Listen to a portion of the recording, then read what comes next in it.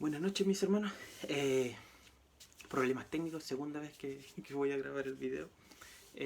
No sé por qué se borró la grabación. Y como dije en mi primer video, yo he orado antes, y que mi hermano, si usted no ha orado para recibir la palabra, póngale pausa al video, ore al Señor y luego póngale play para escuchar el mensaje. El mensaje de hoy se va a encontrar en el Salmo 51, versículo del 1 en adelante. Lleva por subtítulo la oración de un pecador arrepentido. Dice, ten piedad de mí, oh Dios, conforme a tu misericordia, conforme a lo inmenso de tu compasión, borra mis transgresiones, lávame por completo de mi maldad y límpiame de mi pecado, porque yo reconozco mis transgresiones y mi pecado está siempre delante de mí. Contra ti solo he pecado, y he hecho lo malo delante de tus ojos, de manera que eres justo cuando hablas, y sin reproche cuando juzgas. He aquí yo nací en iniquidad, y en pecado me concibió mi madre. He aquí tú deseas la verdad en lo más íntimo, y en lo secreto me harás conocer sabiduría. Purifícame con hisopo, y seré limpio. Lávame, y seré más blanco que la nieve. Hazme oír gozo y alegría, que se regocijen los huesos que has quebrantado. Esconde tu rostro de mis pecados, y borra todas mis iniquidades. Crea en mí, oh Dios, un corazón limpio, y renueva un espíritu recto dentro de mí. No me eches de tu presencia, y no quites de mí tu Santo Espíritu. Restitúyeme el gozo de tu salvación, y sosténme con un espíritu de poder. Entonces enseñaré a los transgresores tus caminos, y los pecadores se convertirán a ti. Líbrame de delitos de sangre, oh Dios de mi salvación. Entonces mi lengua cantará con gozo tu justicia. Abre mis labios, oh Señor, para que mi boca anuncie tu alabanza, porque no te deleitas en sacrificios, de lo contrario yo lo ofrecería. No te agrada el holocausto. Los sacrificios de Dios son el espíritu contrito, al corazón contrito y humillado, oh Dios, no despreciarás. Haz bien con tu benevolencia, Sión, edifica los muros de Jerusalén.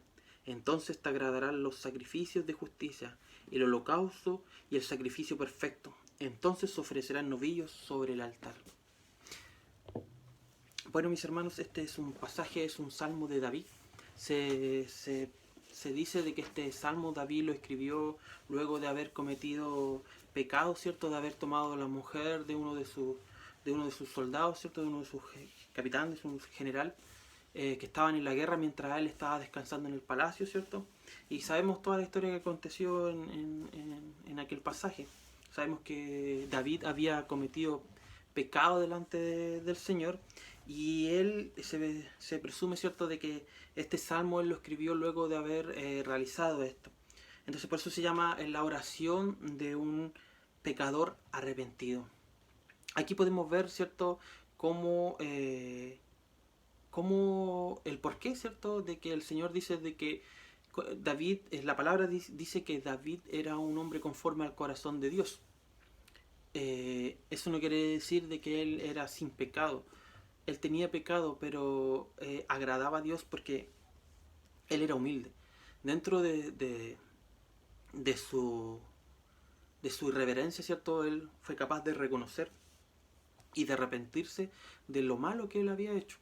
Y es por eso que él escribe este salmo, y en donde él demuestra su arrepentimiento y su deseo de corazón de querer ser limpio, de querer ser lavado, pero no por justicia propia, sino que el Señor pudiera en él lavarle de sus pecados, que le pudiera limpiar de su maldad, que pudiera restituir el gozo de su salvación, que pudiera cambiar su espíritu en él, que pudiera tener un espíritu afable, que lo librara de pecados, de librarlo de delitos de sangre, dice. Y él llega a una comprensión bastante profunda. Este salmo tiene muchas cosas muy interesantes, muy profundas de conversar, pero sabemos que por la tecnología no podemos extendernos mucho, así que va a ser algo bastante breve. Pero podemos ver que él llega a una conclusión bastante interesante, que nosotros debemos aplicar a nuestras vidas. Y es que él dice que porque no te deleitas en sacrificios, de lo contrario yo lo ofrecería. Eh, antiguamente me acuerdo mucho de que la Iglesia Católica hablaba mucho de los sacrificios, había muchos que se mortificaban, ¿cierto?, para poder agradar a Dios y tratar de conseguir algo de Dios, creyendo ellos que por medio de esos sacrificios se podía alcanzar a Dios. Sin ir más lejos, algunos confunden también, por ejemplo, el hecho de hacer un ayuno como el estar haciendo algo para, ¿cómo se llama?, para agradar a Dios. Pero la verdad es que el ayuno es una herramienta que nosotros tenemos para santificarnos y dedicarnos a Dios, no para conseguir algo de Dios específicamente. Porque aquí dice, y David llega a la conclusión en este salmo, dice que él no, dice que él no se deleita, ¿cierto?, en los sacrificios, porque dice que los sacrificios de Dios son el espíritu constrito, el corazón constrito y humillado, el Señor no despreciará. Eh, Dice que a los soberbios dice que los retiene. A los soberbios Él no les responde, no los escucha, sino que a los humildes, a los necesitados, a los que se reconocen débil delante del Señor. Por eso siempre nuestra oración siempre debe ser llevada en el sentido de poder siempre mostrarnos dependientes del Señor. El Señor no busca gente autosuficiente, sino que busca gente que quiera ser moldeada por Él. Por eso David le dice que Él renueve el espíritu en Él, que Él lo limpie de sus pecados. Y aquí también nosotros tenemos que entender que nosotros cuando erramos, cuando fallamos delante de Dios y vamos delante de su presencia, nosotros constantemente debemos ir con un espíritu constrito, con un espíritu humillado, reconociendo nuestro error y no queriendo justificarnos.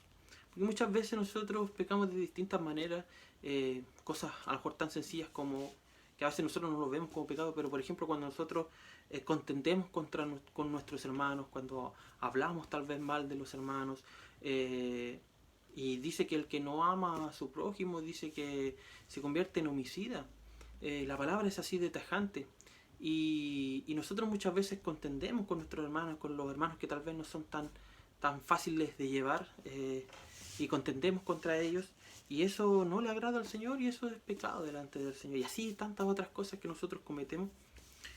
Y nosotros nos justificamos y decimos, no, es que Él comenzó, Él dijo, Él hizo, y siempre estamos centrados en el otro, pero nunca miramos en nosotros mismos nuestro orgullo, nuestra arrogancia, nuestra falta de amor, nuestra falta de compasión, de serenidad, de dominio propio, sino que siempre estamos viendo la queja en el prójimo, en el otro, en las circunstancias, nos quejamos de Dios, pero nunca miramos nuestro propio error, no nos centramos en nosotros para ver qué es lo que nosotros estamos errando. Por más que más el Señor por algo dice de que nosotros debemos poner la otra mejilla, y a lo que Él se refiere de que si alguien nos hace mal por amor a la persona y por amor al Señor, nosotros debemos perdonarle, perdonar 70 veces 7. Entonces, y eso es parte de la humildad, es parte de dejar de lado el orgullo y de madurar en el espíritu, el no ser contencioso, el no ser agraviado, el no agravar, son partes y son señales de un corazón constrito, de un corazón humillado, de un corazón humilde que se somete a la palabra del Señor. Por eso David, ¿cierto?, en este pasaje le dice que le lave por completo de su maldad. Dice, porque yo reconozco mis transgresiones y mi pecado está siempre delante de mí.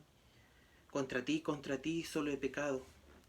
Dice que reconoce que él fue concebido en maldad, pero le dice, he aquí, tú deseas la verdad en lo íntimo, y en lo secreto me harás conocer sabiduría. Purifícame con hisopo y seré limpio. Lávame y seré más blanco que la nieve. Hazme oír gozo y alegría, que se regocijen los huesos que has quebrantado. Esconde tu rostro de mis pecados y borra todas mis iniquidades. Crea en mí, oh Dios, un corazón limpio y renueva un espíritu dentro de mí. Estaba el deseo en él. Él reconocía de que no era un hombre, no había sido justo delante del Señor, pero él demandaba, ¿cierto?, le pedía al Señor que él pudiera hacer un corazón recto. y que es el deseo que todos nosotros debemos de tener al momento de presentarnos delante del Señor y orar y pedirle a Dios de que nosotros podamos tener un corazón recto delante de Dios, que Él vaya, que Él nos vaya moldeando conforme sea, que nosotros como muchas veces cantamos, ¿cierto? Pero parece que a veces poco meditamos, que podamos ser realmente vasos en manos del alfarero, que podamos ser moldeados, porque muchas veces, como siempre se da el ejemplo, el vaso, ¿cierto? Tiene impurezas y es necesario desarmarlos para volverlo a armar, para volverlo a hacer. Y muchas veces nosotros, sobre todo cuando llegamos a los pies del Señor, el Señor necesita desarmar, porque ve esas impurezas y necesita desarmarnos, ¿cierto? Destruirnos, y a veces en esos procesos sufrimos. Por eso el salmista dice que se regocijen los huesos que tú has quebrantado. Muchas veces el Señor nos quebranta porque no somos rectos delante de Él y Él necesita limpiar esa impureza. Y muchas veces la mejor herramienta para limpiar esas asperezas es quebrantar el corazón, el espíritu, la carne, para que esa carne aprenda de que por sí mismo no puede, de que ese ser humano comprenda de que sin Cristo, sin Dios, nada puedes hacer. Porque Él nos enseña, dice que sin Él nada podemos hacer. Entonces es necesario de que nosotros pasemos esos procesos y, como decía el salmista, ¿cierto? Muchas veces somos quebrantados, pero confiamos y le pedimos al Señor, ¿cierto?, que nos limpie, que renueve el espíritu y que nos devuelva el gozo de la salvación. Ese gozo, ¿cierto?, que el Señor siempre demanda de nosotros y que la palabra dice estar, por medio de Pablo decía, estar siempre gozosos. Que podamos estar gozosos en las pruebas. Yo sé que es difícil. Nadie, yo creo que anda con la cara llena de risa cuando está pasando un proceso difícil.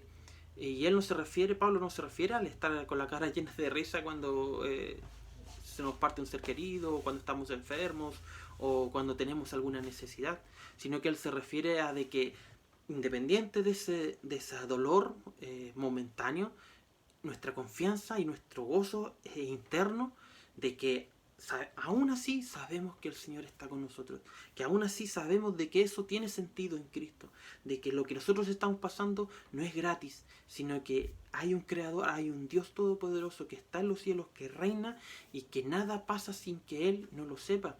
Y Él es